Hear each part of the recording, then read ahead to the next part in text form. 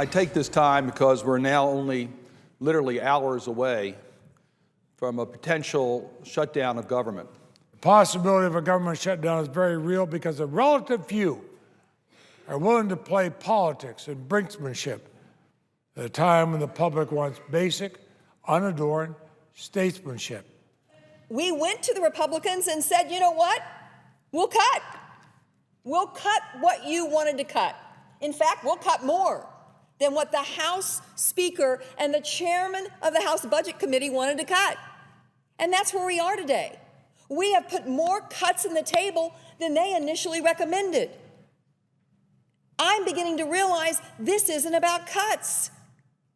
This is about a much more extreme agenda. Mr. President, if you and I went to Applebee's tonight and we had their $20 dinner for two, and then we had a fight over the bill, we would be fighting over 4 cents. That's what would separate us. Roughly 0.19% of our operating budget. This is no longer about the deficit. This is about trying to force a very radical agenda down America's throats in a Trojan horse that looks like it's about the deficit. These matters have no place on a budget bill, Mr. President. This is a bill to keep the government running with dollars.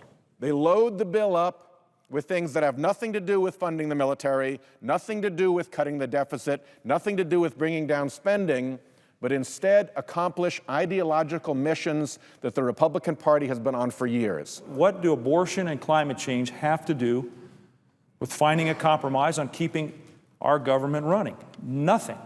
They have nothing to do with that.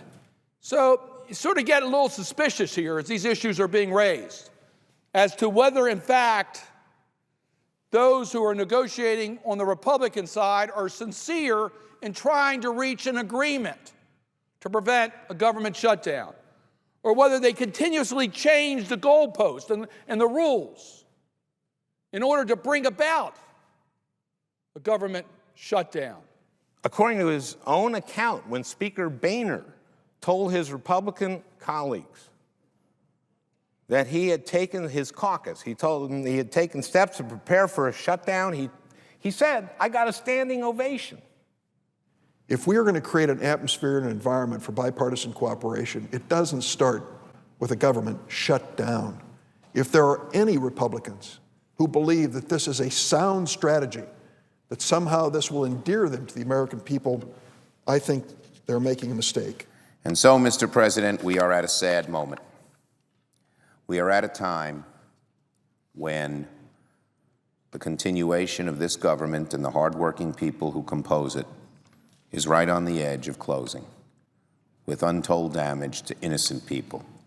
Now is the time to set aside those shallow ideological games, focus on rebuilding our economy and putting America back on track.